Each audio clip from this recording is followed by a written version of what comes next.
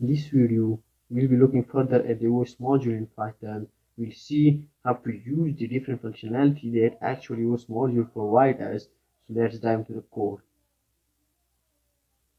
Hello friends, this is CodeCraft. We can learn code fastly and efficiently. I'll be making a simple Python file here and name it OS underscore module and underscore 2.py. By 2 I mean this is for 2 of the OS module. So I have already made a value on the OS module, and I called much more things in that. So if you don't know about this, I will give the link in the description so you can also check out that value. So for the using of the OS module, I have to actually import the OS module. Import OS. First thing I'm going to show you is if you want to find that which OS you're using or which OS you're currently in, you can find this by using the name attribute of the OS module.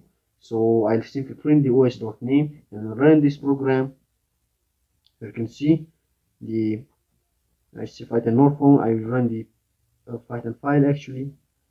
So here you can see I'm using Linux. That's why it's simply printed out that. So I will maximize this, and now the second function I'm going to show you is pretty simple, with the help of which you can return the absolute version of a path. So I will simply print here, print os.path dot and here EBS path. Now you have to give the relative path here or a simple path here. So I'll be giving it here fs underscore module.js, and now I'll simply run this. So you can see an absolute path has been returned. Now if you don't know what absolute path is, an absolute path refers to the complete location of a file or directory from the root of the file system.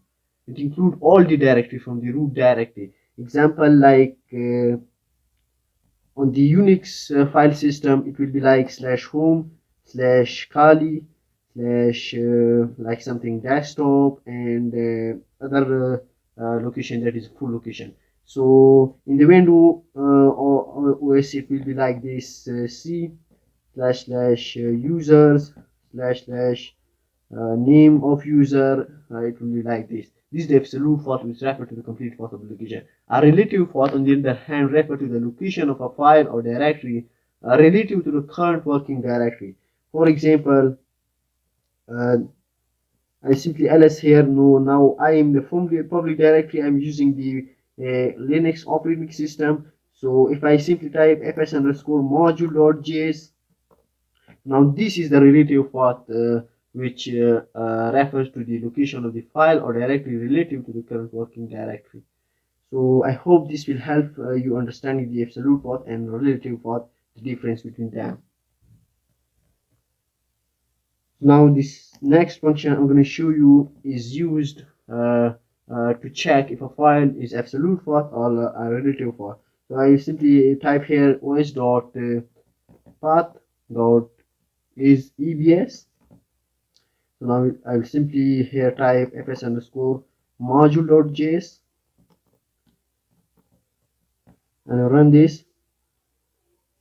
Again I will run this. So you can see it returns the false because this is not the absolute path. So if I give instead of this, if I give the os.get cwd,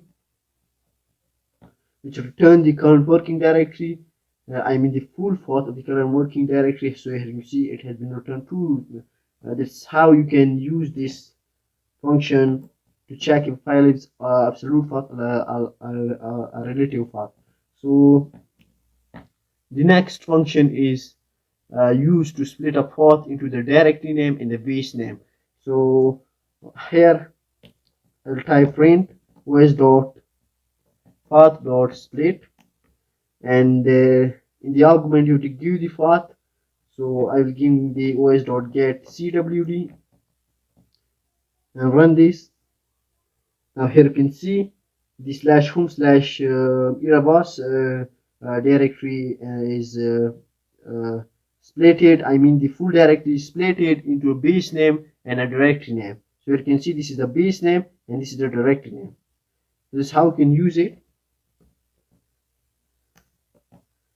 So the next function is used to return the size of the file. Here I'll simply print type os dot the function name is os.path.getSize. Now this will take an argument as a file that you want to check the size of. So I will simply give the fs underscore module here. You can also give the other file if you have. So I will simply run this. So you can see it says 693 means the file size is 693 bytes. It returns the bytes file size in bytes. This is how you can use it. The next function is used to return the time of the last modification of a file, that the last changes whenever the it returned the time of the modification of the file last. So I'll simply type print os dot get mtime, os dot path dot get mtime. Now this returns the last modification time of a file. So here in the argument you have to give the file. So I'll give the file file.txt, and now I'll simply run this. So you can see it returned the second, since the epoch. Now how we can convert this second into a formatted time? So this will be done through the time module. So I'll simply here import the time module,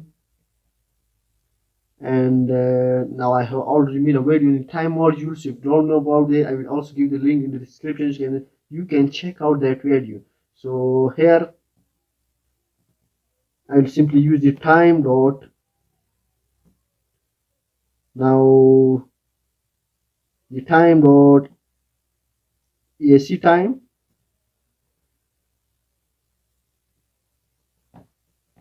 Now run this. So here you can see it returns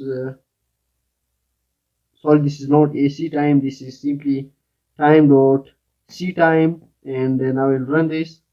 So you can see it returned the Saturday March 2, and this is the time and this is the year. It returns the this os.file.get modification time return the last modification time of the file, that the last changes occurred in the file, and I simply use the time module and convert that second since the f was into formatted time. I have already made a video on the time module, you can check out the description. So the next function is simple as the modification time, and this is creation time of the file. It returns the creation time of the file. So the function is os.path.get c time, and here you can see return the metadata change time of file. So it returns the creation time of the file. In the argument you give the file, you want to check the creation time of it. So we run this. So you can see it also return the second. We have to convert this time dot using the time dot c time function. Running this again. So you can see the time returned has been returned. So this function is used to get the creation time of the file, that when the file was created. So the next function is used to return the last access time of the file, that when the file was last accessed. So I'll simply print and time dot os dot path dot get time. Now in the argument you have to give the file name fs underscore. I'll use the file.txt here, and running this. It also return the seconds. So for this, the time See, time function is already here. Running this again, so you can see a formatted time has been returned. This is how you can use this function of the OS module to perform different OS operations on the files. So that's all in this video. I hope you will be enjoyed and you will like this video. If you like this video, please do not forget to press the like button, also press the subscribe button. Thanks for watching the video.